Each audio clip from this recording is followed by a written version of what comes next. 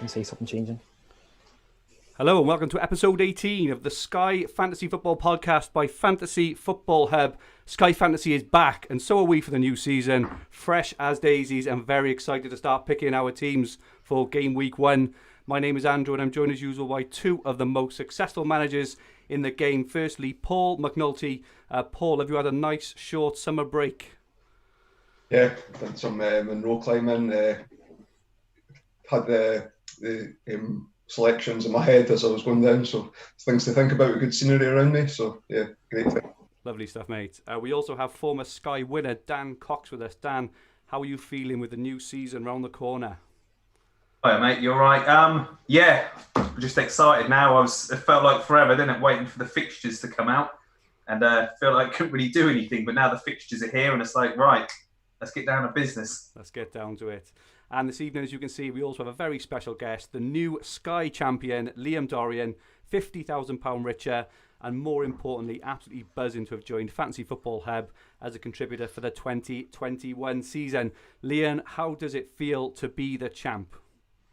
Yeah, it feels great. I had a good few weeks off because that month of July was a long month. So I've now recovered and I'm looking forward to defending my title for next season.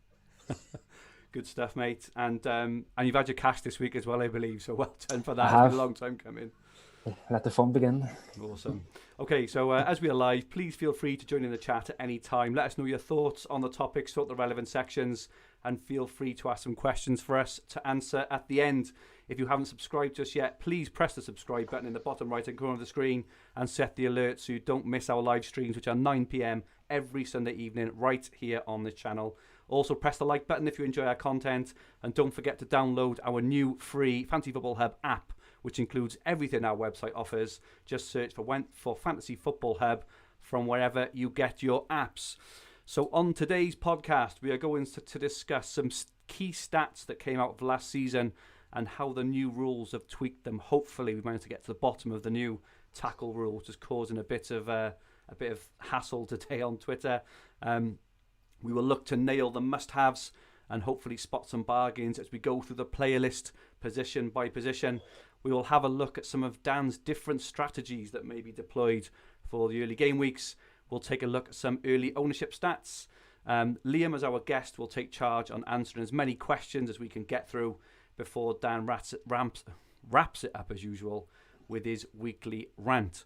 So just to confirm for those who don't know, the first set of 3 lots of fixtures are out. They do seem fairly straightforward to navigate, and we'll go into depth into them next week, with this podcast mainly focused today on player prices. It seems that the 4th set of fixtures might come out the day before the season is due to start. But don't panic, we will have you all covered every week on this podcast, and we'll help prepare you for when the fixtures drop. I see we're taking some abuse in the chat already, but also some nice comments. Fergie has let herself go since leaving Black Eyed Peas. Thank you very much for that. Hornet said, it should be cold enough for Dan's coat. Matt Bell, Paul looking fresh. There you go, Paul, looking fresh as a daisy. Pompey Lad 96 Pup, haircuts all round. Thanks for all the kind words, everyone. It's great to be back. So, firstly, Paul, could you talk us through the slight rule change or not around tackles and take us through some stats from last year? Yeah, so for those that have got a keen eye, I've seen that the tackle rulings changed to what qualifies for a tackle. So up until this season, it was a tackle qualified if the tackle was won and that team retained possession. But now Sky have changed it so they will allow any tackle that's won in total. With that, they've changed the tiers. So for tier 1 tackles, it's moved from 3 to 4 successful tackles. And for tier 2, they've changed it from 4 to 5. So a 33% and a 25% increase for the tackle bonus qualification. So how does that revert back then? What's the numbers look like for total successful tackles won? Last year, those won with possession, what Sky counted, there was around 4,700 tackles that qualified. And applying the total tackles won takes it to 8,000. So for the 33% and the 25% increase for qualifying, they've actually increased the number of tackles that would have qualified last year by 69%. So you can see that there's there's room there to try and unearth some players that wouldn't necessarily have hit tiers constantly last season, but have this season.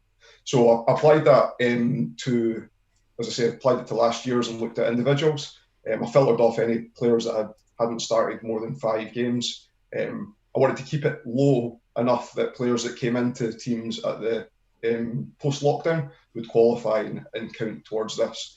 So it was relatively crude, but that was kind of the weightings I put behind it.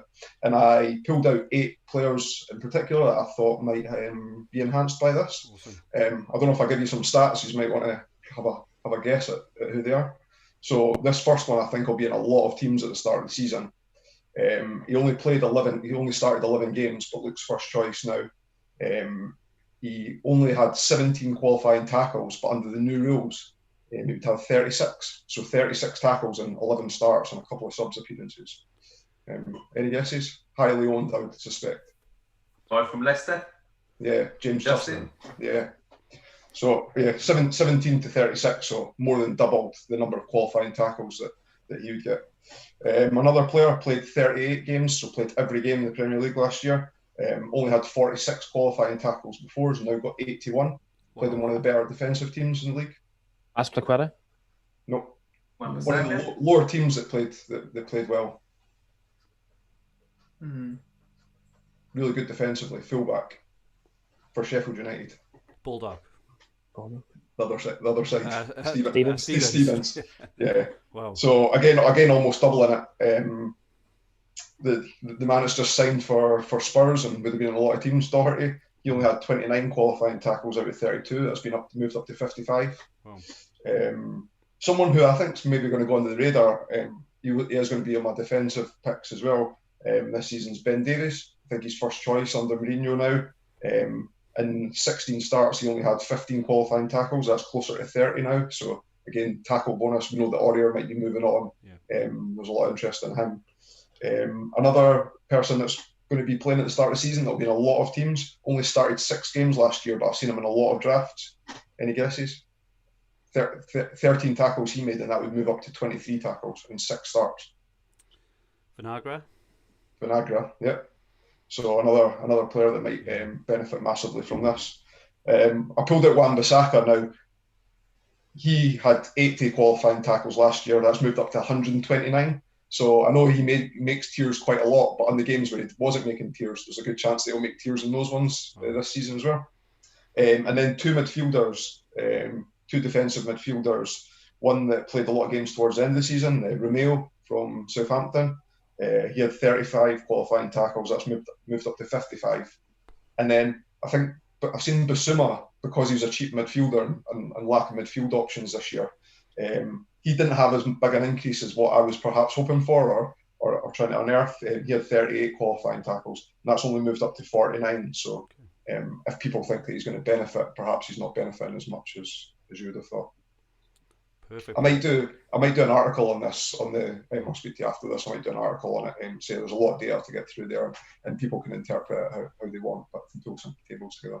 Awesome, mate. And you've just exactly answered Luke Wilson's question, was who are the new winners from the changes in the tackle bonus? So you've gone through all of them then. So yeah, Vinagre and Justin's the 2, because they're in a lot of teams and I've seen them on a lot of templates. Start of season, I think will benefit the most. And they're cheap, aren't they? So Justin 6.3, Vinagre 6.5, I think. That's right. Yeah. Very, very cheap. Okay, cool. Thank you very much for that, Paul.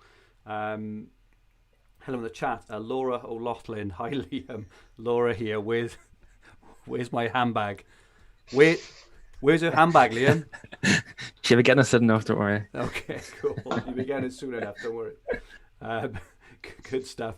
Okay, so looking at the player list then. So what we're going to do now is take a look through the player list, and we are going to. So I've drawn the short straw with the goalies to start off with, and what we're going to do, we're just going to kind of work our way down each one. We're going to call out maybe who we think are the good picks, maybe some bargains. So I'll start off with the goalies. I think to start off with, the first thing which I've noticed is probably not that important pre-overhaul. There are no real captaincy, options we need to think about really with the keepers.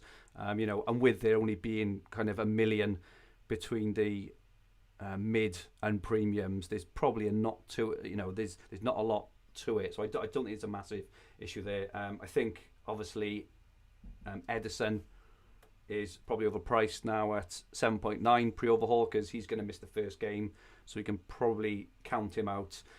Henderson at Man United, if he was the starter at 6.8, would probably be good as well, but you can probably count him out as well, obviously, because he's going to miss a game as well. Alisson at 8 million, probably a bit expensive, I would say now. Well, I'm not sure about expensive, but Liverpool were a bit suspect at the back post-lockdown. I think there may be some better options there personally. Looking at the fixture ticker, the teams with the best fixtures, so Everton have actually got the best four, so Pickford 6.8. If we think that midfielder Allen is going to come in and make them, you know, a really tight unit, then potentially, you know, he could be okay. Southampton, not really sure who's going to start. We assume it's McCarthy. There has been rumours that some, others maybe going there, or maybe Forster might kind of force his way back or something along those lines. For Newcastle, so Dubravka is injured. I think now they're going to start the season with Darlow, so they're third in the fixture ticker, and Darlow actually comes in very, very cheap at 6.2. But Newcastle again is probably you're probably hoping on, you're probably getting a budget option, and hoping for some saves. Don't really expect many clean sheets from them. A very interesting one is Arsenal, actually. So Martinez started in the Community Shield yesterday. Martinez is very cheap at 6.3. Arsenal have got the fourth best fixtures pre-overhaul as well. But there were quotes from Arteta yesterday to say that he gave Martinez the start because he deserved it, because he was in goal for the FA Cup final. Now, whether that translates into the fact he's going to start in the league or not, I don't know. Leno was a bit more expensive at 7.3, but unless we get some kind of solid concrete news either way, probably look to avoid Arsenal for an unnecessary sub there. Other interesting one, if Kepa leaves, or if he looks like he's not going to start, the reserve keeper Caballero is only 6.5 mil. So if there are hints that he starts, he could potentially be a half decent option. Pope and Ramsdale are probably fairly priced at 6.8 and 6.7. Probably expect a couple of clean sheets there. Ryan at 6.5 as well. And I think that's about it really. The only other one is Meslier from Leeds. So I'm interested in Meslier, particularly from TFF, because he's one of the cheapest ones in the game. He's very cheap on here as well. If he does actually turn out to be Leeds starting keeper at 6.1 million, he could be a budget option. So I haven't decided on mine yet. Lloris is in there at 7 million, which may be okay as well. I'm probably not going to go for Alisson. I'm currently thinking maybe Lloris, maybe Pickford, maybe McCarthy. But obviously if someone like Caballero, Martinez actually comes in and starts, I may be going for them. But that's about it. Liam, you've been very, very quiet so far. What are your thoughts on goalkeepers? Anything different there? My pick at the minute, it's between two. It's between McCarthy and Patricio. The big bucks, Alisson, I think he's too expensive for a keeper, especially for 4 games. Yeah. Chelsea and Arsenal, I think he won't keep a clean sheet in them games. I think last year Liverpool defensively, they're very poor in the first 4 games too, so I think I'll try and stay away. De Gea, not going to name. Leno, no. Boys from Chelsea, no. Lloris, no. Schmeichel. Schmeichel's, Leicester decent fixtures, but the only issue is that the last couple of games last year, they're very, very poor. So I think losing Chilwell, he's gone. Pereira, he's injured too. Sullivan McDowd. So I think kind of at the minute, Daniel McCarthy, I think they've decent fixtures. He gets saves bonus. Ramsdale, he's not a bad shout too. I think it's hard this year because we don't have much of a pre-season. There's internationals next week too, so we don't have a big pool to see. But I think I'll go McCarthy. He's tried and trusted. We know he's a good keeper, so just keep it simple. I do not want too fancy. Awesome. Really good point by Martin Beasley in the chat, actually. Arsenal are at first at 12:30 in the first game, so we'll actually get to see who's in goal. So that, if that is Martinez, that could be an absolute steal there at 6.3. Dan, any excited insight for you on goalkeepers? I think Arsenal are selling Martinez. I thought he's going. I think Arteta said that Leno's going to be the number one this year, so I don't know where I've seen that, I can't remember, but that's something to bear in mind. Going about the Arsenal first game up, if you're that last hour before kickoff on the Saturday, you're not going to get on the app, I shouldn't think, because it always have issues, doesn't it? You might be lucky, but no. I didn't know if you, I've got the stats of the most selected keepers. Do you want me to do it after each bit, or do you want to come to it later? Yeah, that's a good shout, actually, yeah. I'll do it now. So the most selected keeper now is Pope, but he's only playing 3 games, and they missed the first game. Yeah. So he's the most selected on 22.83. Alisson's the second most on 12%. Patricio's third, 12%.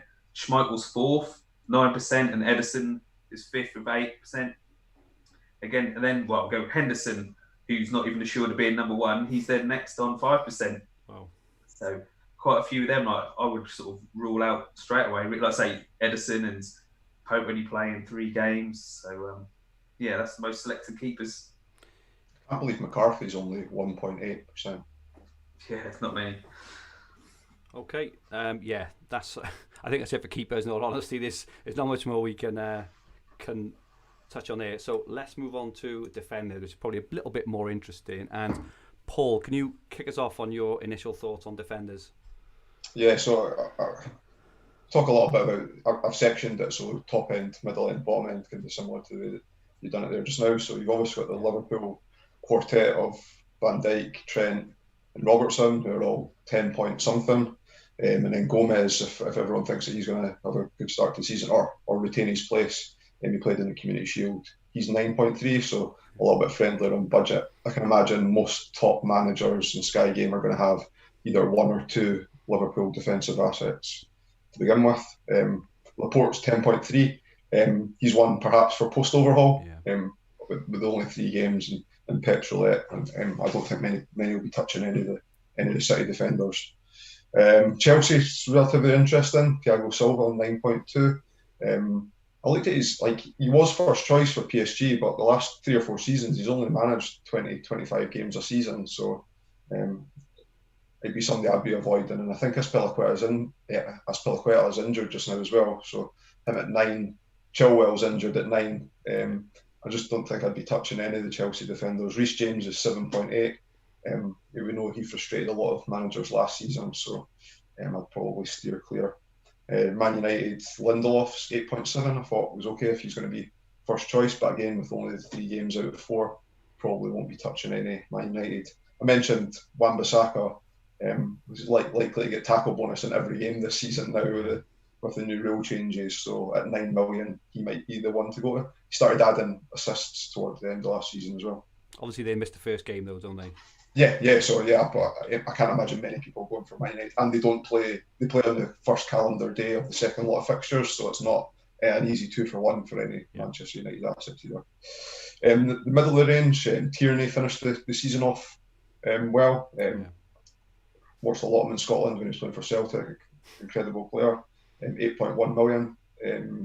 Ben Davies, who I mentioned earlier on, he's probably too risky still for me to go pre-overhaul, even though Spurs have got good fixtures, but I think he'll have a good season under Mourinho based on the defensive approach that he applies. I was looking out for Eric Dyer as a defender, seeing what price he was coming at, but he's classified as a midfielder again, which is unfortunate. And then Matt Doherty, 8.6. Moving to Spurs, who qualify for more tackles. Will he be as attacking? Perhaps not. Although you did see Ori get quite far advanced then. Definitely wouldn't advise anyone not to go there. I personally want my own opinions on Doherty aside. And then the Southampton back 4, you've got Stevens at 7.4, and the other 3 starting defenders are all 7.3, so they could be they could be value in there as well. They've got excellent opening fixtures. And it's probably the most interesting point. It's not the big hitters, but the who to select from the budget enablers. So starting off with Vinagre, we just spoke about him.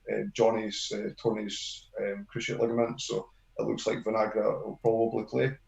6.5 and will qualify for more tackles. So a lot of good value there. They've got good opening fixtures apart from the City game in game week 2. I think that the rest of the fixtures look pretty good. And again, he could pick up the tackle bonus in that game. We've got Dallas from Leeds at 6.4. There's a lot of talk, there's a lot of rumours. I don't know if it was assumptions made on Twitter forums that because he's right-footed and he's playing left back, but I don't think that that's a problem in Bielsa's system because of the way that the fullbacks tuck in anyway. Then Justin, mentioned him in the tackle bonus, 6.3. I think is great value, and I can see him being in a lot of teams. Yeah. Ben White had an excellent season for Leeds, just signed a new contract at Brighton, whether that's to retain at Brighton or for them to get more money for him when they sell him. But they did like passing, the centre-halves did like passing at Brighton last year, so he could be one to look out for at 6.3. And then Fergie, your man, Lamptey, is at 6. I had a look at his tackles and there wouldn't be much improvement based on what was in there last season. Okay. I think he had 8 qualifying tackles and that would only have increased by 1 tackle. So it's a small sample size, granted. Yeah. So maybe making too many assumptions there. If Trent's not fit for the start of the season, Nico Williams, 6 million, could be a shout there. Probably too dodgy knowing that when Trent is fit, as soon as he'll be back in. For me, I've been looking at O'Shea from West Brom. So he's traditionally a centre half, and he was playing right back at the end of last season. 3 goals in 17 games. So if anyone looking that he's not first choice because he only played 17 games, that's because he got into the team about January time. So I wouldn't have that put me off selecting him. And then a player that a lot of people will be talking about is Saliba from Arsenal. So they signed him from St Etienne for 27 million last year. Loaned him back to St Etienne. He was injured for 2 reasonably long spells last season, hence why you don't see a lot of starting stats for him. But I know that he's very highly regarded at Arsenal. So at 5.7, we'll see the Arsenal team sheet. He might be one to go for it. I probably wouldn't have him in my team, and then if I saw he was starting, make the last minute move. But as Dan mentioned, doing anything with an hour to go on the Sky apps, you're cruising, I think, there. And then I've got 4 players that I've highlighted right at the bottom who is based on no signings getting made or nobody coming back from injury. So the first one's Mitchell from Crystal Palace. That's if Van Aanholt's not back. He's only 5.2. Ben Johnson for West Ham. So that's if Fredericks isn't available, 4.9. You've got Robinson from Sheffield United, who played a few games last year. He's 4.9. And O'Connell was injured from the squad yesterday for the Blades. And then the last one's Thomas, who's been filling in at left back for Leicester, 4.6. So he's the Dan Burn, Freddie Gilbert price of last season. And that's because Chilwell's left, so it's on the basis that Leicester don't sign anyone. That would be the most dodgiest for me because the transfer window's open till October.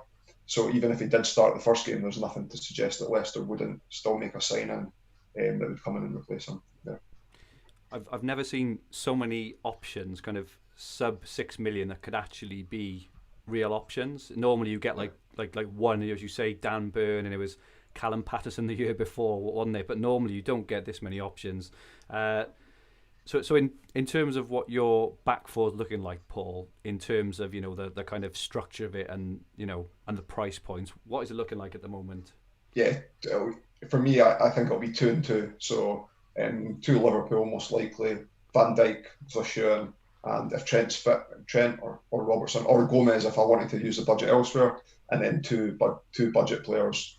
If I was going real budget, if I was really confident that Mitchell was going to start even 3 out of the 4 games, if Van Aanholt was still out for a long term, then I might push my budget up for the 3rd defender. Yeah.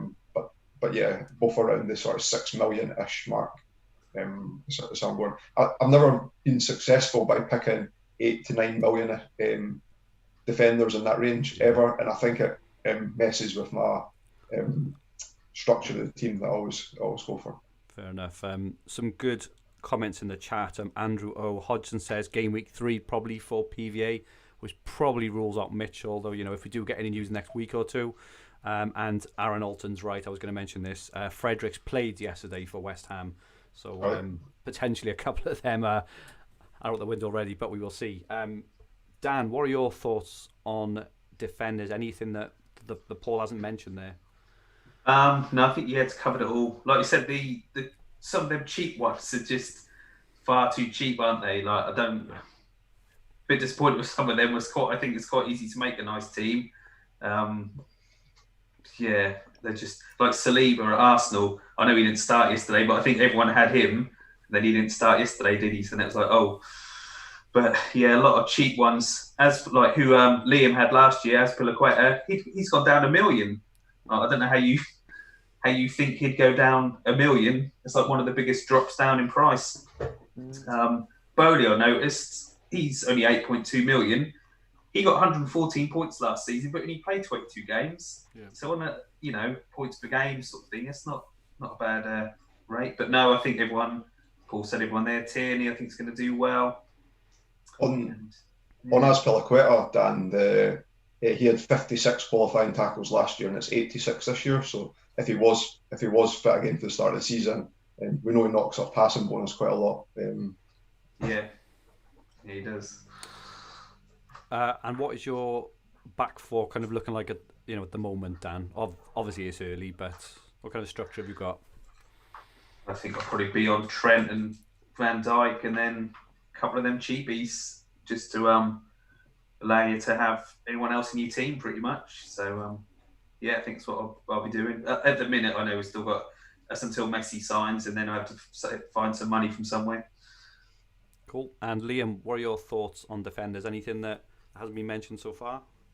Very much. I think I'll be same as everybody else with Van Dijk and TEA, and then 2 cheapies. That's so far, but I might bring him already, but I'll wait and see.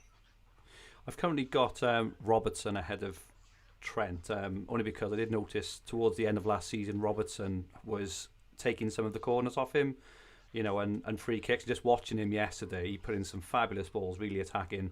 And I think he's someone like 0.8 less. So I just think that that 0.8 allowed me an upgrade elsewhere. But again, we're a fortnight away, right? So who knows where it started. Sam. Sorry, mate.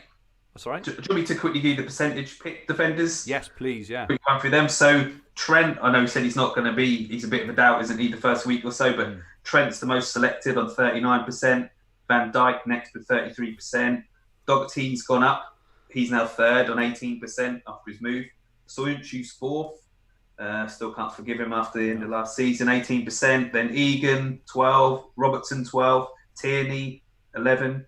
Wan-Bissaka 11. And then Connor Cody, 7% is the top selected defenders. I think the only ones I'd maybe add, I do think Egan is potentially a decent pick, and he's quite cheap, 7.2 I want to say.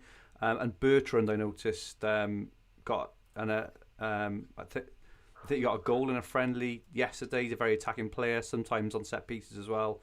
And Southampton just seem to have upped their game, haven't they? In the final third of the season last year. They have decent fixtures to start, so he may be an option as well. Just throw their names in the mix there as well. Okay, sorry, Liam, how's your defence looking at the moment? You don't have to give names, but what are your kind of price points or structure? For defence? Yes. So yeah, I have 2 bigs and go for 2 smalls. I actually have Robertson in my team as well too. I find Robertson gives you more kind of passing bonus, and he's 0.4 cheaper. So I'm going for him to kind of save a bit of money and splash it in midfield. Awesome. Okay, thank you for that, mate. Okay, and speaking of midfield, Liam, do you want to talk us through the glories of the midfield option this year? Midfield. Yeah, so not much changes last year. We're still kind of very short numbers. But Carlson, my good friend from last year, he's now gone up to striker. It's only kind of just really with 2 big players, kind of De Bruyne and Bruno. They're really only 2 big hitters, really. My strategy, I plan to have Bruno in my team for game week 1. I'll just read it out, and because he's a good captain option for against Palace second game week. Then I'll bring De Bruyne, most likely De Bruyne, in on that Monday. There's a few. So I'm going to have Bruno. I also have my team. Make sure you have 1.1 million in the bank, because I'm going to do Aubameyang, hopefully to De Bruyne. If you're going to do that, make sure you have 0.9 million in the bank. The rest 2 spots, I'm probably going to do for somebody who's going to give me passing bonus, tackle bonus, just get that steady stream of points, more than likely. But I've kind of got 10 players who I'm kind of looking at. So I'm looking at Antonio, he's 8 million. Yeah. They bad fixtures, but for last couple of games last year, he was a striker. West Ham played decent. Saint-Maximin to Newcastle, he's 8.1. They've decent fixtures. They've West Ham, Brighton, Tottenham, Burnley, decent fixtures. Leicester, then I have 3 players from Leicester I might get. James Maddison, he's 8.8. Barnes, he's 8.2. And Ndidi, he's 8.1. Ndidi, I know from his stats, he got 4 tackles a game last season. So if he continues that, that'd be 2 points. They had good fixtures, so we might get passing bonus too. Barnes and Madison, they're hot and cold, but I think they've good games, so they could get you points. I know Madison, he seems to start very well. He started very well the past 2 seasons. Then Southampton, 2 players midfield. I've got Armstrong and Redmond. Yeah, Southampton were very good last couple of games after overhaul. Them 2 especially were very good. So I have Crystal Palace, Tottenham, Burnley, West Brom. So they're decent fixtures too. I also have another player for West Ham, Suchek. He's 7.3. He was very good last year too. I think he will get tackleable and get the odd goal too. 7.3. I think that's good value. I also have 2 players from Spurs. I have Højbjerg. I think he looks a good player in the first game. He can get passing bonus. He can tackle bonus, the odd goal or assist. Eric Dyer too, Paul mentioned. I know he's listed as midfielder, but I think he will get you a passing bonus. So he's only 7. He's cheap enough, 7 million or something. 7.2. I think he get passing bonus most games, so that's 4 points. Multiplied by 4 is 16 points. So that's decent for 7.3 million. I also have here McCarthy for Crystal Palace. They have tough fixtures, but usually they have tough fixtures. They'll step back and don't make tackles.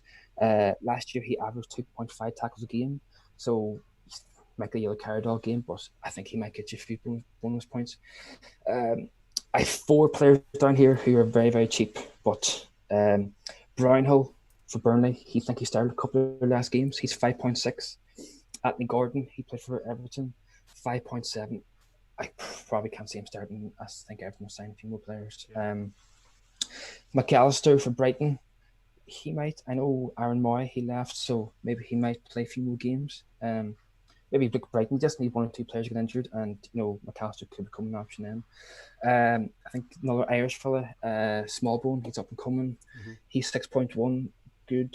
But I can't see him starting unless someone gets injured. He might come in. So that's pretty much wrapped up. Other ones kind of like Grealish. I think he's heavily owned.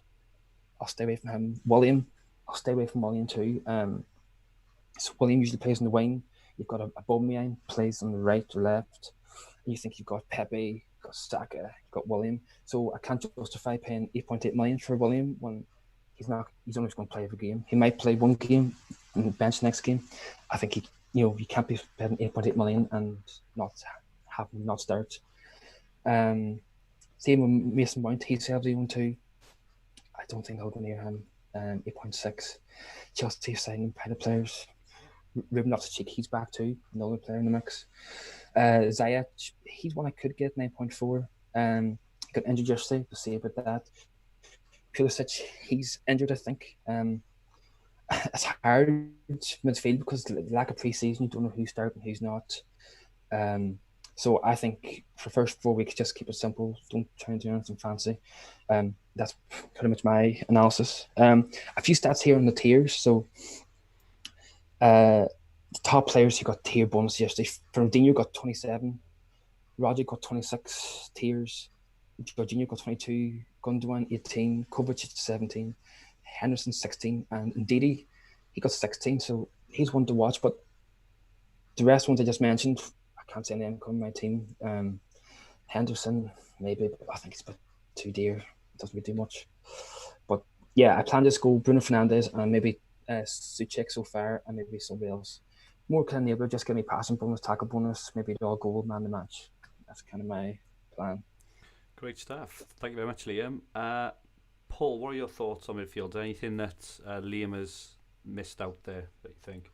No, I like him. I like Romeo, as I said earlier on. I think he's 6.9 million. And I can't remember. I'm sure I owned him 2 or 3 seasons back, and he maybe was even a little cheaper than that. So the season Harry Arter did really well, as well, when he first started bringing the tackle bonus in. And Anguissa from Fulham. So he played in the Premier League with Fulham 2 years ago, and then he had a really successful loan spell at Villarreal last year. He's come back and he is 6.6, I think.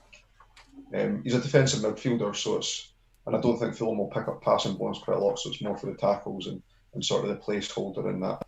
If you want to pick up consistent 2 points pre-overhaul, might be an enabler there. Cool.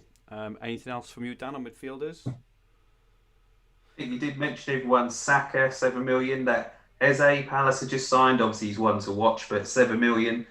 It's annoying, isn't it? Because if United and City were in from playing 4 games from the off, you'd have De Bruyne, wouldn't you, Fernandes, and sort of you'd be set sort of really. But it's a debate what you're going to do with them. Mahrez, I always like Mahrez, 9.9 million. He got 192 points last season. Yes, he doesn't start every game, but when you look at his points tally, he's probably just worth bunging in and just leaving in there anyway. No, I think that's it, really. I think that was most of them. Antonio, I'm surprised he's still a midfielder because Sky, anyone who scores more than about 6 or 7 goals as a midfielder gets bumped up to a striker anyway. So I'm really surprised that he's still a midfielder and he's only 8 million. I think that's crazy. He should have been at least 1 million more, I think. So I think Antonio's going to be in a lot of teams. But yeah, no, I think you said everyone else. Rodri, he's kind of player that you go for, Dan. Like the defensive midfielders from the big teams that get a lot of passing bonus. It's just a little bit too much money for me, I think. Still, he was in the top 10. He was in the top 10 point scorers for midfielders last year. Yeah, true. I just keep going back to when I had Guy at Everton, and he was about 6.6 or something like that. I had Harry Arter. For midfielders, just going to get the passing and tackles. I want them to be really cheap. So whether it's just me, I need to change what I'm thinking. But I can't see past Antonio as one of midfielders for 8 million, and then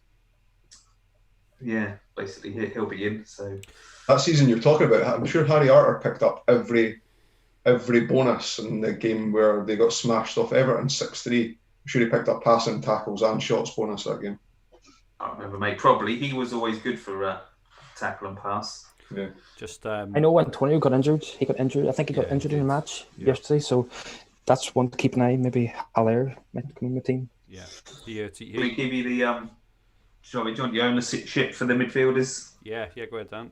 So De Bruyne 50%, Fernandes 36%, which is quite low, isn't it?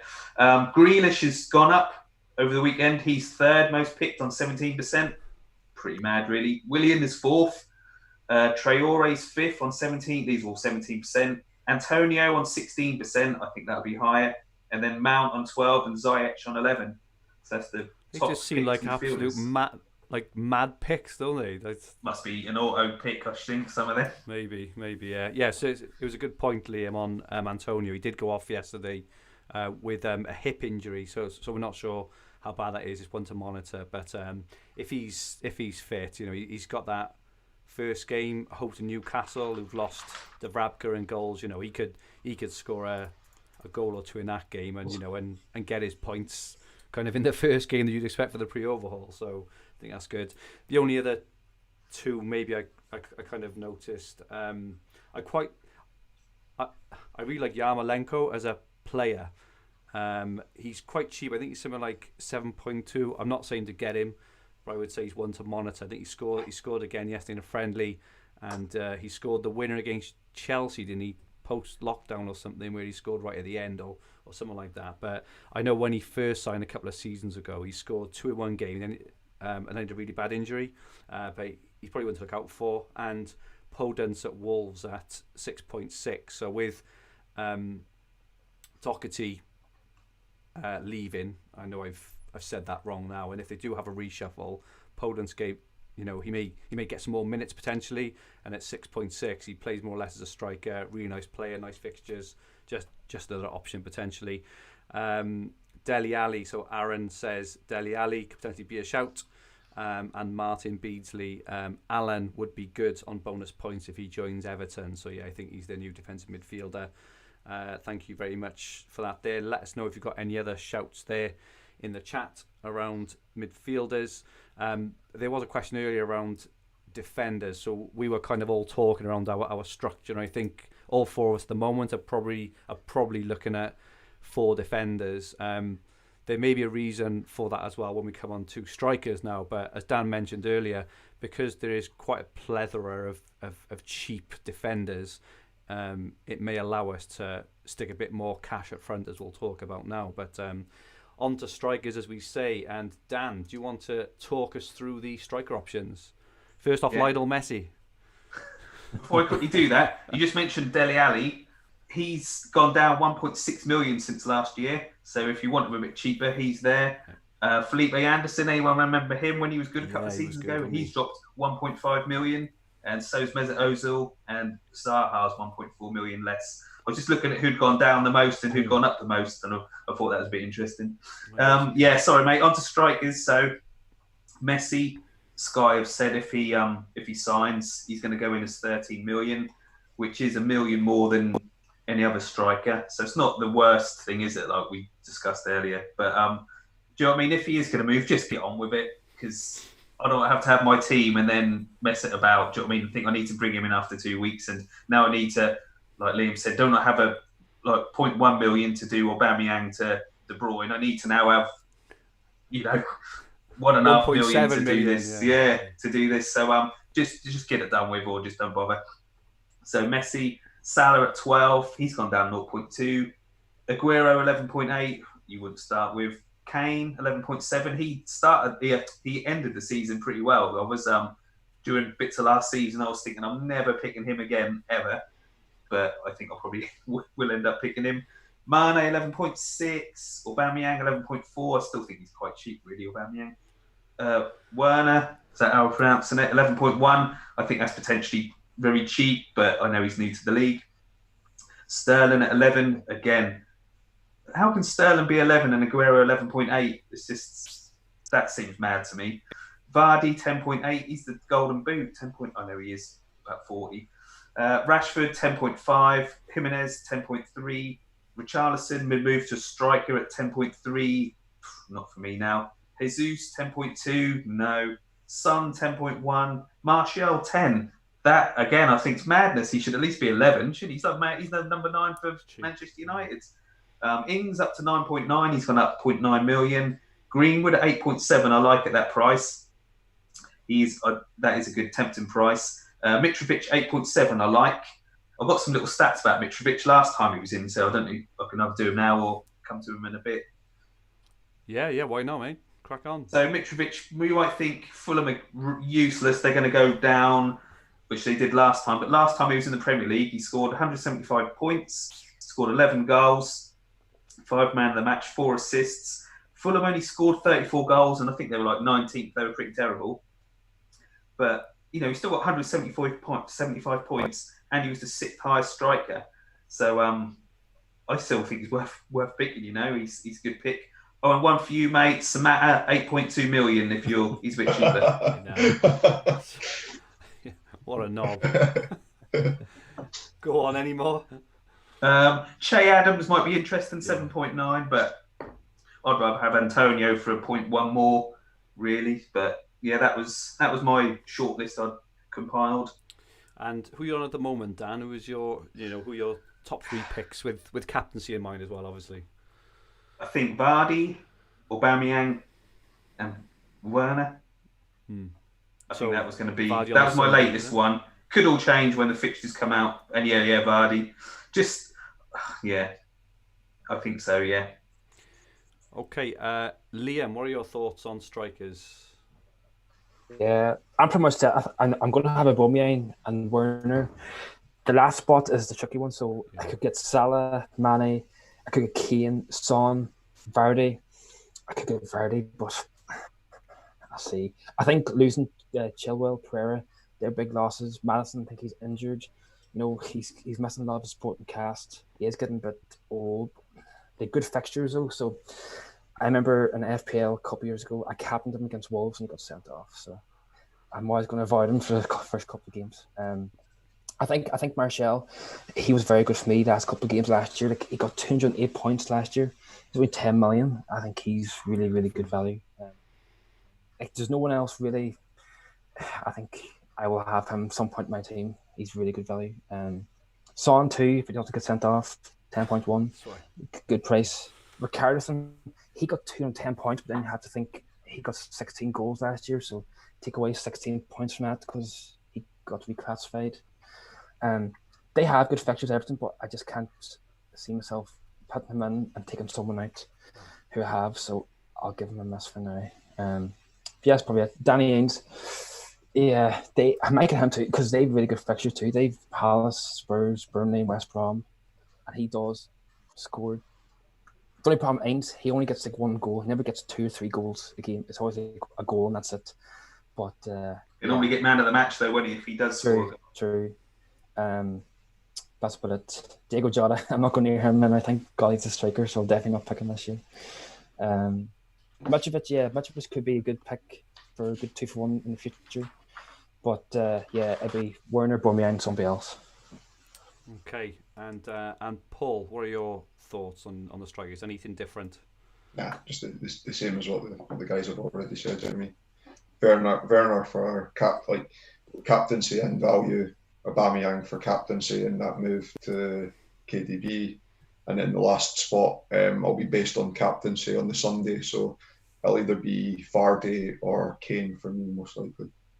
Okay, and just to touch on the Saturday then, so I think everyone's mentioned Aubameyang. Obviously, he plays the early kick-off against Fulham. Liverpool play on that first day. They're the 5:30 game at home to Leeds. Are you all going Aubameyang ahead of Salah at the moment? It sounds like you all are. Well, is anyone not, I suppose? Is anyone going Salah? I'm going Salah. I think Leeds missing Ben White. He was their main centre-back last year. I know Salah, he does very well at home. I think Fulham, they're at home. I know no fans, but they'll be up for the game. I think they'll be told to watch Aubameyang, and I think he could be well marshalled. So I think I might go Salah. I think at home he scores most of his goals at home too. So I think Salah. If you go Salah, Aubameyang, and Werner, who would your captain be on the Sunday for the first game week out of interest? Or what's the kind of names that you're thinking about? I think to get the fixtures up here 2 seconds. It's West Brom, Leicester, and Spurs, Everton. True. James Justin. Second game week. First game week on the Sunday. Yeah, true. I never thought of that. That's why I was looking at Kane. Yeah. So I'm probably going to have to get Kane at Spurs. Good point. This is that kind of Salah or Aubameyang, isn't it? It's one or the other. Or else I think I might go for a Bourne Sunday and have Højbjerg or Højbjerg. Yeah. Hopefully he gets tackle bonus, passing bonus. Hopefully for a Bourne 1-1 game. The only problem with Kane, I know past couple of years he's very slow. I remember his first couple of games, like at the August Cursed, he's always very, very slow to kind of kick off. This year he's no real pre-season, no game, so he's got an incredible record against Everton as well, which is kind of swaying me the other way. I remember last year against Everton, he did nothing in that Monday night game fixture. I think he played like a centre back for half the game. Yeah. Literally. Yeah, he did. Do you want you to I've got the ownership as well for the strikers. Yes, please. So Aubameyang is the top pick striker, 31%. Salah second, 24%. Werner, he was fourth, but he's now third with 21%. Must have been the goal in about 3 minutes. Mane's fourth with 21%. Greenwood, 18%. Ings, 16%. Kane, 16%. And Vardy, 15%. So, no one we haven't mentioned there. I was going to say, they all sound a bit more kind of normal, where the others don't they? Good question from Martin Beasley. It's just gone, actually. I'll try and get that back in a second. Bear, Samatta and Pookie will outscore Kane and Oba in the first 4 games. Let's have a bet. Rings a bell. Thank you, Bear. Thanks for that again. I'm never ever going to live that down, am I? Martin Beasley says, Son in for me on the Sunday game. And he also mentioned Pulisic. We kind of haven't touched on Pulisic. I know he's injured at the moment, but he's quite a decent price. I think it's probably because Werner is going to be playing up front. He's quite a decent price. Is that why people haven't really mentioned Pulisic? Liam, any thoughts? I think it's the injury. Sorry, mate. Yeah, that injury, wasn't it, in the FA Cup final that sort of that looked a bad one, didn't it? So automatically, when I was hearing sort of 6 or however many weeks it was going to be, I just thought, no, I'll just wait till he's back playing. So I think I'll go about and just, get him in at the overhaul, I think. There's a good point. He's actually a whole million cheaper. I don't know how, but he's $1 million cheaper this season. I don't know how, but that's 9.1. That's good value when he's fit. Okay, great stuff. Dan, before we move on to final questions then, you're going to talk to us about your 3 different strategies, which I believe you've given pet names to. Is that right? Yeah, they're trademarked. So that's the beauty about Sky. Like, there is, when people are like, what are your team? And it's like, well, you can just play it so many different ways, can't you? You can put all your money in defence, and, there's so many different... And then what do you do until the overhaul? Do you, what do you do? So my 3 strategies are, so there's the lap dance strategy. Don't know, you've probably been to those sort of places I'm talking about, where you sit on your hands and you'll make no transfers. So you get to the overhaul, no transfers done. The Boris, which is, I think this makes sense, so a bit conservative. So you maybe make 1 or 2 transfers to the overhaul, so nothing too spectacular. Or then there's Usain Bolt, where you just blast it and do maybe 4 or 5 transfers and just try to get an early lead and put a bit of fear into your opponent. So that is the 3 things to do. But then you've also got to think, like, fit into that. What are you doing, Manchester United and Manchester City? Are you going to start with them and suck up that they're only playing 3 games, and especially Man City, because Chelsea, Liverpool, Arsenal play twice before they play? So could you have one of them move on to them? Or are you going to go about the whole time, go with or bring in? So there's so many different ways to play it, which is the beauty of Sky for me. Cool. They are my trademarked strategies. Wonderful. Thanks for that, Dan. And we will touch on that first question now. So we're going to give Liam a bit of a grilling in a second. As our guest, we're going to target all kinds of Liam. Just before we do that, just a brief plug for the Hub. So the Hub pre-season content is unrivaled. If you play Sky FF, FPL, Telegraph, Fan Team, Sun Dream Team or Footstock, we have reams of articles coming out every day. So if you haven't seen them, take a look. And for Sky specifically, they include a how to play Sky fantasy guide for beginners or new players to the game, and also a more advanced how to win guide. Liam also published an article detailing how he won Sky Fantasy just a few weeks ago. They're all on the website alongside Ian Parrin's famed Sky Planner and our other amazing tools on the Hub website, and they are all now also available on the app. Dan will also be publishing his early thoughts and 5 players to look out for probably in this next week. And Sky Champions, Dan and Liam, I'm not sure, it must be some kind of record to have 2 champions and a former 4th place all on the same podcast, guys. It's really, really good. And someone as good looking as me as well, to kind of make up that quartet. But Dan and Liam will both be revealing their Game Week 1 teams exclusively for Hub members in the days leading up to the big kickoff, so you will not want to miss those. There is also a £500 cash mini league for Hub members, as if you needed another reason to join. All the links for everything I talked about is in the description below in the YouTube channel. So questions, we're going to put Liam on the spot. So firstly, we've had a load of questions. I've tried to condense them down and bunch them up, but we had questions from FPL Matthew, Adam Robinson, Matthew Seward, FPL Overthinker, Emrai and Mark Wright are all around what we're going to do around the Manchester Blanks in Game Week 1. So Liam, what are your thoughts on navigating through those Manchester Blanks in the first game week? Yeah, I think I can't give it away. First game, I'll have Bruno. I'll just let him sit there. I think that game against Palace, that's a good game. I think Fernandes, you probably get a penalty anyway and he probably score. Yeah. And I think I'll bring in De Bruyne, more likely De Bruyne on that Monday. I wouldn't go any other Man City player because, Pep Roulette, he could play that day and he could go on the bench the next week. So just stick with De Bruyne. He's pretty much guaranteed to start. But that's where I'm going to do it. So I'm going to use one transfer, that's grand. I say just try not to use any more than two and you should be safe. So just to be clear there, you're starting with Bruno Fernandes in your starting 11, yep. And then you'll be bringing De Bruyne in on Monday the 21st for Aubameyang or Salah and using one transfer. That's the plan. Thanks for that, buddy. Paul or Dan, are either of you doing anything different there in terms of game week 1? If that's what Liam's doing, that's what I'm doing. That sounds a good plan. Especially as like I said, Man City. Like some teams will play twice before Man City will play. So whereas Manchester United, there's only one game. Like you could start with someone else, couldn't you? Like Max, who's your guy from Newcastle? Can't pronounce his name, but you could start with him, couldn't you? And then bring Bruno in for a week, but is it worth it? Do you mean you might just start with him? But I definitely don't think start with Man City because you can get 2 games out of someone else and then bring him in, and it's only a transfer. So yeah, no Man City for me for starting. Paul, anything different? I thought I might have been in the minority starting with Bruno, but obviously good managers are doing the same. So that was my plan as well. Start with Bruno and bring in a City player. Had Man United not played in the first game day in game week 2, I would have been tempted, and I think I would have left myself more options and cash in the bank to do some sort of move. But it's set now. So. And I sent you my teams last night, so you know that I'm doing that as well. So it looks like all 4 of us are starting with Bruno and transferring into De Bruyne on the 21st. So nothing much. I like that team, mate. Last night, I might have that. I might use that myself. There we go.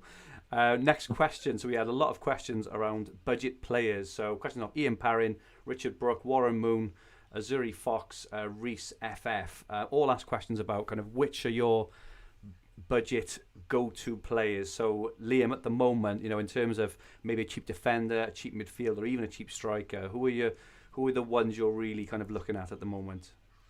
Yeah, look, a couple. Vinagre, he's probably one. Yeah, he's 6.5. He's good value.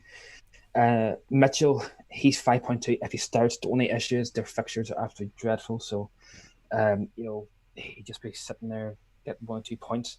You can if you get Mitchell, just get the cheapest defender, put him in, because Palace could easily concede 4-3 goals and you could be minus points.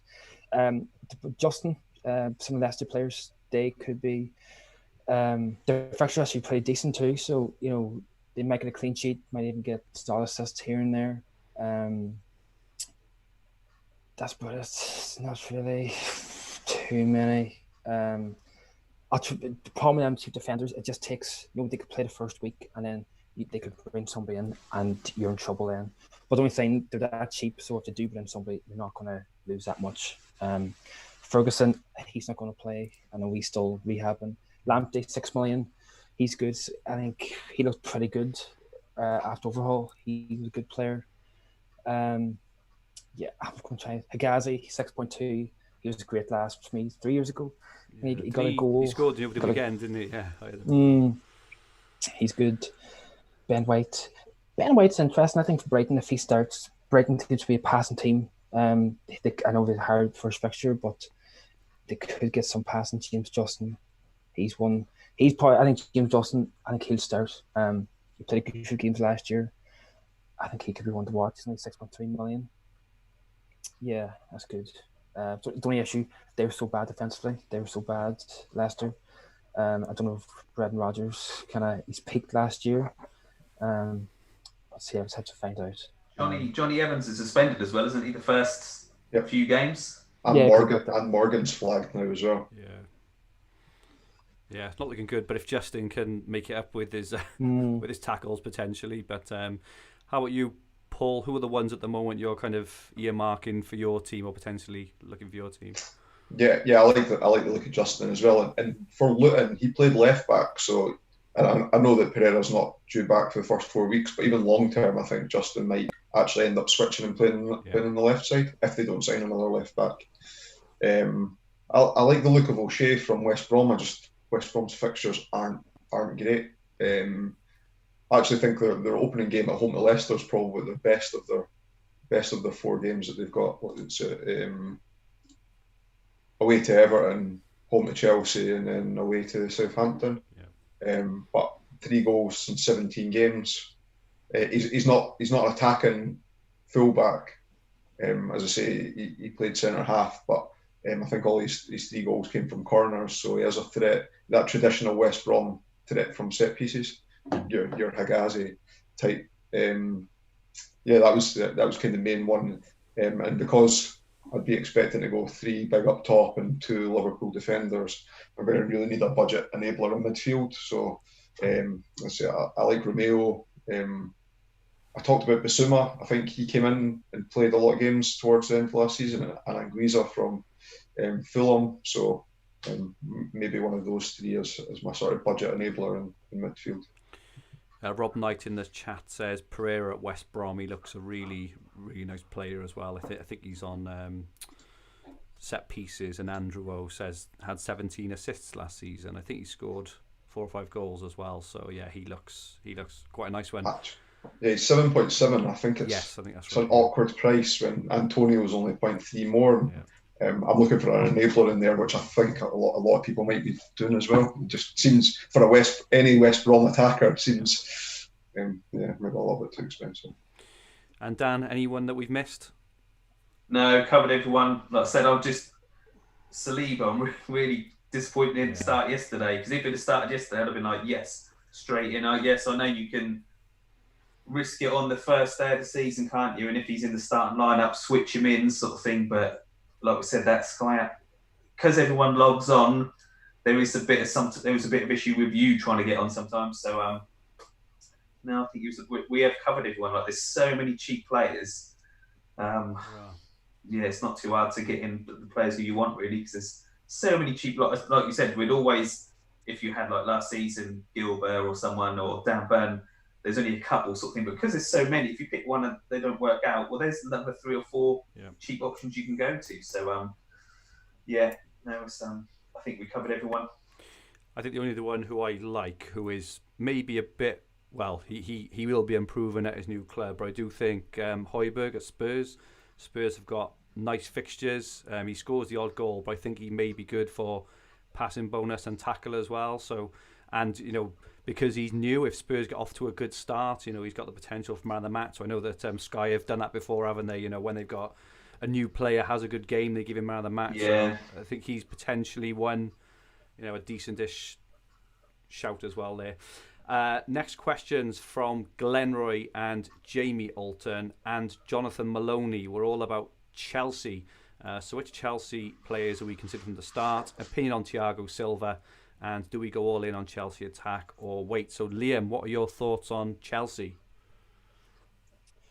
I think Timo Werner definitely going to get Werner, and I'm trying to think. It's kind of hard. Thiago Silva, I'm not going to hear him. People's tweeting that he's good. I don't think he's a good player. He's a good player, but he's 36, so I'm not picking him in. Azpilicueta, he's a good option. He does get tackled. He does get passing. He was good for me last year. Don't you think Chelsea defensively last year they were so poor? They're very bad. Ziyech, if he's there. Pulisic, I like Pulisic. He was good. And last year he was good. Now he's fit. He seems to be a really good player. Hopefully he's fit pretty soon. But I think Werner's main man. I think if he's a half decent game that Monday night against Wolves, I think he's man of the match. You can just see it. Ben Chilwell, I think he'd be good. He doesn't get passing board, but he gets tackled and he gets all assists. I think the fixtures aren't the best, so I might just give it a miss. But I think Werner, I think he's the main man. I think this guy, he get man of the match definitely. Cool. Dan, any more thoughts on Chelsea? No, can't. Like I say, I'm going to have Werner, I think, and the rest. I'm not. Just because they're injured and then new coming in, I'm just going to wait and see till the overhaul. But there's a lot of good options there. Like Pulisic was 100% fit, he would be in from the off because that's ridiculous price, and to drop him in price again. But because of the injuries, I'm just going to swerve it for now. And I'm sure I read this week that the USA coach has said he's actually all right. So Oh, that's a be a bit of a wait and see there, but he's feast or famine. He reminds you, he's like Son, isn't he? Really, in the way he plays. You either get 2 goals and an assist, or nothing for weeks on end. But he looks a very exciting player. Paul, anything to add for Chelsea? Yeah, we've not really talked about Havertz signing as well, and that throws another span in the works. So. God, yeah. Wasn't he 9.9? Didn't Sky? Yeah, 9.9. Price him, yeah, 9.9. Sure it was. Yeah, well, again, it's hard to say how we think all these players are going to get on. I probably think that 9.9 is probably a bit expensive for a new midfield into league potentially. When you've got Werner at kind of 11.1, who's going to play up front, probably be on penalties as well, you'd guess. But yeah, I think 9.9. I think we're all on Werner because we can afford him as well. Because there's so many cheaper options at the back, and then you can actually afford, a kind of a premium attack. I think. Next questions are on Liverpool. So we had a question from George Tilsley, KG _ Sky FPL. Is VVD enough Liverpool coverage? And again, thoughts on starting without Mane or Salah. So Liam, what are your thoughts on Liverpool starters? I think you need to go more with Liverpool. I have Van Dijk and I have Robertson at the minute. Decent fixtures. Even if they concede a goal, I can see them getting passing bonus. Yeah. At least Van Dijk definitely. Robson gets the tackle bonus too. They can get goals assist. The big question I think is up top. Do you go Mane or Salah, or do you go without? At the minute I've got Werner or Aubameyang, but then the other spot I might need for Kane or Son. So that's the tricky one. Yeah, it's really interesting. The way with Salah, Salah's good at home, but away from home, he's very hot and cold. I think he's seen stats, he gets like most 80% of his goals at home. And the problem in kind of the man matches, Mane and Salah, they think to split the man matches. If Mane wasn't there, it'll be all Salah. So I think at the moment I'm going to have to skip at the minute just by the way the fixtures fall and the captaincy. I think by using Van Dijk, if Van Dijk gets a clean sheet, that's 7 points, plus pass bonus, that's 10. Yeah. That's the equivalent of Salah getting a goal, so same with Robson too. On the flip side, if Liverpool lose 1-0, Van Dijk will get 5 points, for the passing bonus. But then Mane and Salah, they get 2, so it's kind of opposite. But I think I'll go two defenders at the moment. The midfield, I'm going to need the midfield. Henderson, he can get passing bonus. Fabinho can too. Some talk about Keita. I don't go near kind of Keita, Milner, Ronaldo. Don't go near them. They get changed by too much. Yeah, that's pretty much it. Firmino, no, don't go near Firmino. No. I think it's good shout. Just a couple of questions we've had in the chat about Southampton midfielders. There was a question as well, actually, which we had earlier on Twitter, about Armstrong, Ward-Prowse and Redmond. So I know, Liam, you mentioned earlier Redmond and Armstrong. I quite like Ward-Prowse as well, but what are your thoughts on those? True. Ward-Prowse, he's really good free kicks. I guess the corners. I looked at tackles too. So last year he averaged 2.4 tackles a game. So yeah, that's pretty good.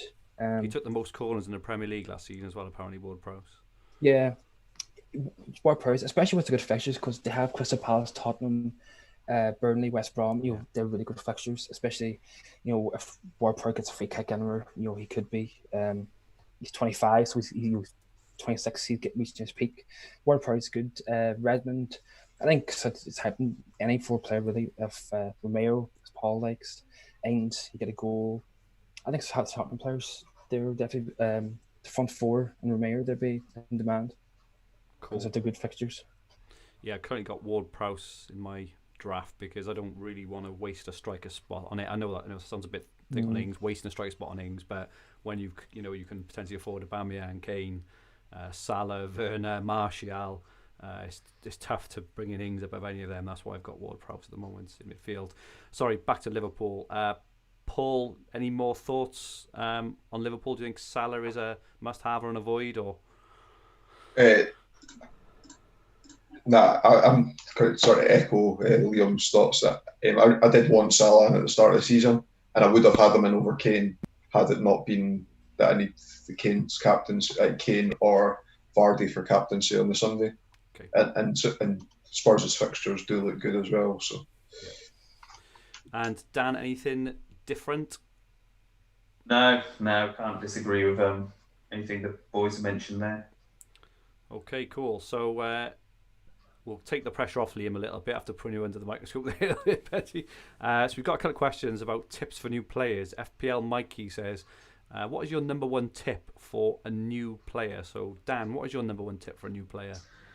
Number one, I don't say number one, but I would just read the rules. It is very different to FPL, so just don't treat it as FPL. So it is a separate game. So yeah, just read the rules was my number one tip, I suppose, or just read my article. Paul, anything there? Build a structure around 1 captaincies and 2 ownership. So we've all talked about captain and Aubameyang on the first day. Now, if you don't think he's going to be the best option, then obviously don't play it like that. But if he does score well, you're going to be quite a bit behind already, and he's going to have high ownership. Similarly with Van Dijk, everybody's going to have him, and he's always consistently high scorer. And then similarly on the first Monday, either start with KDB or bring him in that first Monday because he's going to be highly owned and you'll be caught. Cool. And Liam, your number one tip for a new player? My tip is get players who nailed on. So get players who are going to play 90% of game starts. That's like Harbert's getting players to start, but yeah, my key rule is get players who start. That's kind of what won me it last year. After the haul, every single one of my players, bar Foden, who's cheap, and KDB, got let in, but every single one started every single game, and that's the key point. They have to be starting. Awesome. And I think I just add there, just plan. It's all about planning. Sky. Look at all the fixtures. Look at all the game days.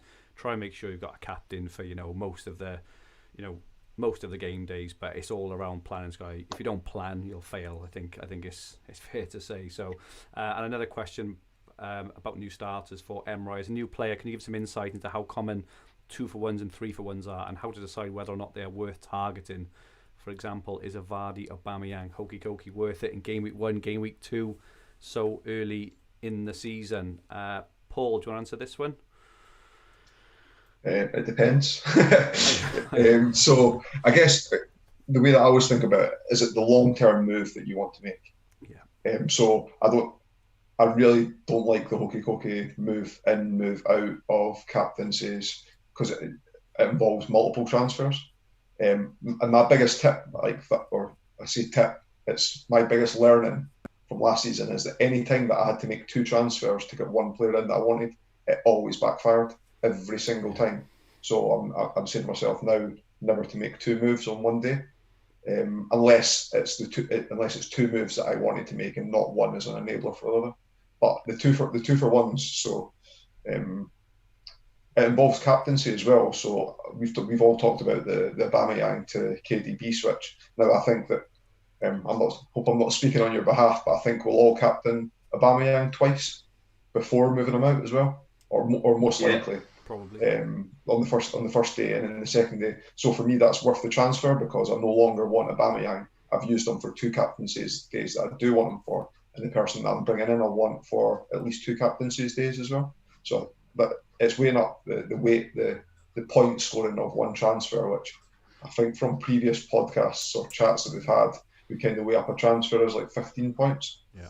And that's kind of what I've got in my head. I actually think, based on last season, that they're worth more than 15 points now. So I don't actually mind that Aubameyang to Vardy because especially if you've got if Liam was doing his without Vardy or someone like that, yeah.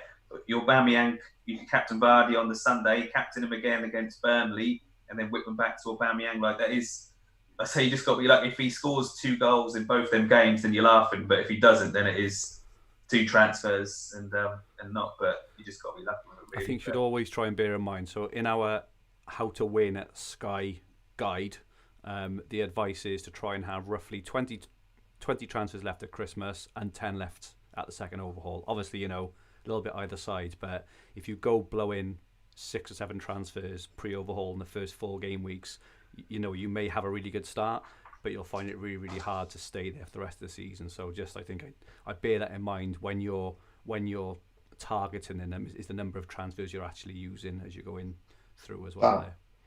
Dan, on that move as well, though, you'd be making 3 transfers if you're not starting with KDB, because you'd be having to bring KDB in on the Monday night as well. Yeah, so I suppose, but 3 by the overhaul wouldn't be too bad, would it? But like I said, I probably wouldn't do it myself. But it doesn't look a bad if you were going to try to get a thing. I don't think it's not the worst idea, but probably not right at the start of the season, really. If we're with the transfers, I might be a bit conservative with trying, because the COVID-19, it could cause havoc. So I think I might just ease the transfers the first couple of games, just see, because you never know what's going to happen with us. So I think for the first couple of games, just be a bit more conservative, because you might need them. There could be more 2-for-1 later on in the year. I think pre-overhaul as well, there's no need to go mad, because it's fairly easy. I think we're kind of looking now, and you can get really good captain out every day for maybe 1 transfer, maximum 2, depending how the game week 4 transfers fall, but actually have a really good team, unless you get an injury. Like Alisson was injured last year, and what was it, game week 1 or something, wasn't it? Obviously that forced a transfer then, but other than that, Danny Mercer says, fancy Mason Mount to do even better this season. Surprised not mentioned much. Better players around him will improve even more. Can't really argue with that. And Martin Beasley will need to be brave not to have Mane or Salah, as Liverpool could get 3 or 4 at home to Leeds. Well, this is the dilemma of Aubameyang or Salah. And Glenn Murray, really good point actually. Ward-Prowse is still on pens as well. So yeah, I think he took one. I think Ings took one yesterday, and Ward-Prowse took one as well. So that's a good shout. And Lampard loves Mount. One thing I would say Mount, I think, Werner's going to be up top, but then you're going to have Ziyech, you're going to have Pulisic on the wing, Havertz to get him. You don't have Kante, Kovacic. Where's Mount? He will play, but he's not going to play every game. I think he'll be on the bench more. Chelsea was a stronger squad this year, so he was good last year, but he very dipped a lot. So yeah, I'm staying away because he's not going to play the game. So that's it. Fair enough. And finally, we've just got a couple of strategy questions. So, question from @SkyFF.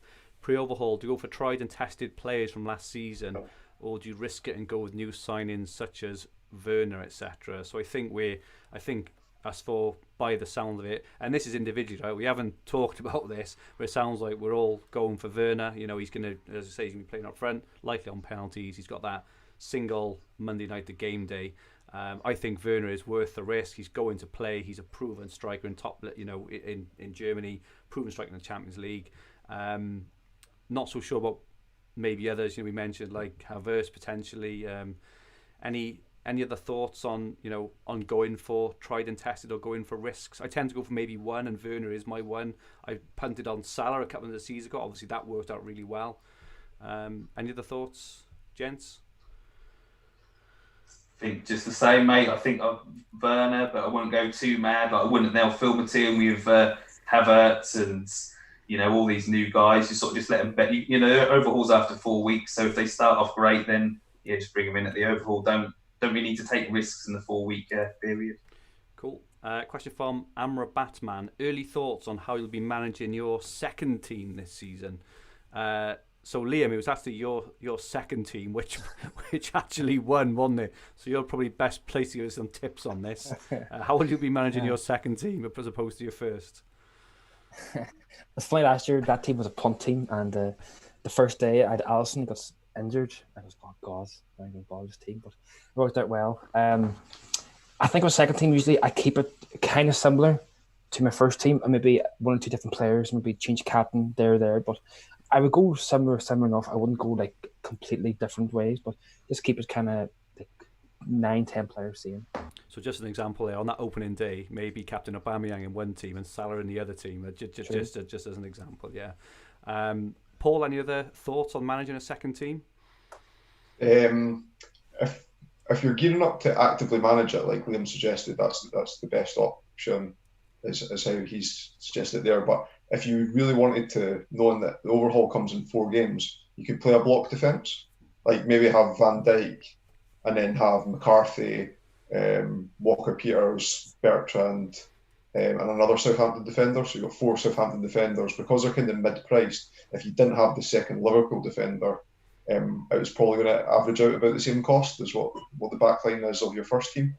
So you could take that and knowing that if it didn't work out, if it didn't keep many clean sheets, you can just write it off. It really depends how much you value the second team, I think. I saw some teams last year had Everton blocks, didn't they? And I think Everton, was it 3 clean sheets on the bounce start off with? And the year before it was Ipswich, wasn't it? This not Ipswich. Who was Huddersfield? Yeah, that's right. And the year before, who was it? Ghazi playing for West Brom. West Brom the year before. They started off like a train.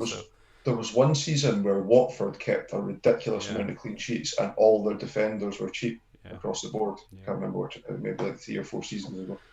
Okay, question, Dan. This is off Lee Williams. If KDB or Fernandes aren't essential for captaincy pre-overhaul, would you go without if you weren't going to captain them? Too risky, isn't it, mate? They're the 2 most selected sort of mids already, aren't they? So you're opposing the field by not having them. So I'm not after going for a few weeks without Fernandes last season. I don't want to be doing that again. No, I agree. I think they're probably the best 2 players in the league. I would say probably on penalties, get all sorts of bonuses. I think you'd be a brave man. I mean, it could work, but if it doesn't work, you probably fall right behind in your mini leagues, I would guess. But that's just our answer. And the final question of a massive episode of Fantasy Football Ninja. So in which instances can you justify a transfer pre-overhaul? And are your guys focusing your selection solely on the overhaul, then looking afresh, going with a preferred longer-term team, or a mix of both? So yeah, in terms of the first 4 games, just look at the first 4 games. Anything after that doesn't matter whatsoever, because we get a sort of an FPL kind of wild card. So ignore that. But the first question, Paul, in which instances can you justify using a transfer pre-overhaul? Injury in the first or second game. So like the Alisson move last year, I think a lot of people moved on to Ederson and he kept like 3 clean sheets out of 4 or something like that. So it justified that move straight away.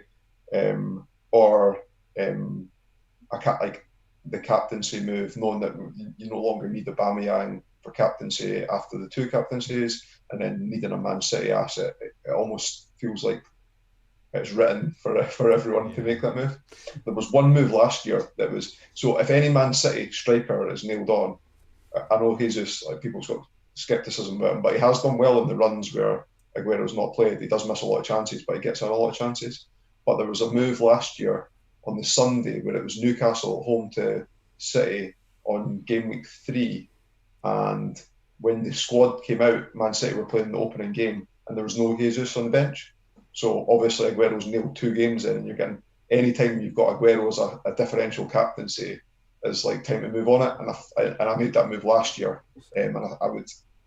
So it wasn't a planned move that I had in my head. I can't remember who I took out for him, but it worked out, and I always look for opportunities like that perhaps others don't see. And that Aubameyang to De Bruyne move, we know it is used a transfer. It's essentially a 4 for nothing as well, isn't it? Because you'd be captaining him twice as well. So that's some good examples there, Paul. Thank you. So that's it for the questions. And finally, we move on to Dan's rant. It's more of a question this week, Dan. But what has upset you this week, Dan? Yeah, I don't want to go on full rant mode because we've got a lot of new listeners and stuff, so I'll put them off. But I'll quickly do a bit of housekeeping, right? Very quick. So if you are new to Sky, on settings, change your team to private, because that is what you can do, because if not, everyone will know your team. And on the cup, you need to opt into the knockout cup, so do that. So that's your housekeeping. Also got a question. If anyone, send it into Fantasy Football FFH_Sky on the Twitter. Tell me what player's gone up the most in price since last season. Send that in and I'll reveal all next week. And then my question is, I've had the same window cleaner for 15 years, and I showed you boys the text, so you know I'm not making that up. He's been calling me Sam for 15 years. And early on, I did try to rectify it, but I was thinking again recently, should I just say it's Dan, or should I just leave it? Do you know what I mean? It's been 15 years, so that's my question. And also, we ain't got time this week, but anyone watching, this is our Home Nations trophy that us 4 are going to battle it out for, because we all are from 4 different countries. They're in different time zones to me, so this is our trophy for us 4. So we're going to keep an eye on that over the season as well. We'll touch on that. So every week we will have our own mini league, and we will update everyone on where the Home Nations Cup is heading: Wales, Scotland, England, or Ireland. Okay, so thank you very much all, as usual, for supporting and interacting with us on the live stream. This has been a massive episode. For anyone who is new, watching or listening, our episodes are not normally as long as this. It's just our first. It's our first one of the season. They're normally around an hour. We will be back next week. We'll be taking a final look at the up-to-date news and goings on that may affect our Sky teams. If Messi signs for Man City, rip up the drafts, and we'll be interactively building our hub. Podcast 11 with you, our live watchers, next week, that we will manage together throughout the season to undoubted success. So that's how we're going to be using my second team this year. We're going to have a hub podcast 11 that our watchers are going to manage with us throughout the season. We're really looking forward to that next week. One favour, could everyone please retweet the podcast where we tweet it out either later tonight or tomorrow morning. So Dan, where can people get hold of you? Twitter, Dan Cox 82 is the best place. Fantastic. Paul, where can we find you? Twitter also, Paul McAnulty 1, so it's MCANULTY. And finally, thank you so much, Liam, for joining us as a guest on this one. He will be back regularly throughout the season as well. Where can we find you, Liam? At Dorrian and Liam. Cool, great stuff. And my Twitter handle is at Fergie222. So this podcast and video will be on the Fantasy Football Hub, Sky and TFF YouTube channel, and also available on all major podcast platforms. If you liked what you watched, please click the like button and remember to subscribe in the bottom right hand corner of the screen. If you enjoyed your listen, please rate the podcast versions and leave a comment. Our handles on Twitter, Instagram and TikTok are at FFH_HQ. Our podcast Twitter handle is at FFH_Sky. So please follow and feel free to ask any of us any questions at any time. Our website is fantasyfootballhub.co.uk, where you will find masses of free pre-season content and everything you need for fantasy football all under one roof, including player comparison tools, the fixture ticker, Opta stats, top player team reveals, and much, much more, all of which is now on our free iOS and Android app, which you will find in the app stores. Just search for Fantasy Football Hub. We are currently running a 25% pre-season discount for new memberships. So if you want to take advantage of this, click on the link in the description. Sky Fantasy Football is back, and so is Fantasy Football Hub, bigger and better than ever. And we aren't stopping there. See you next week, everyone.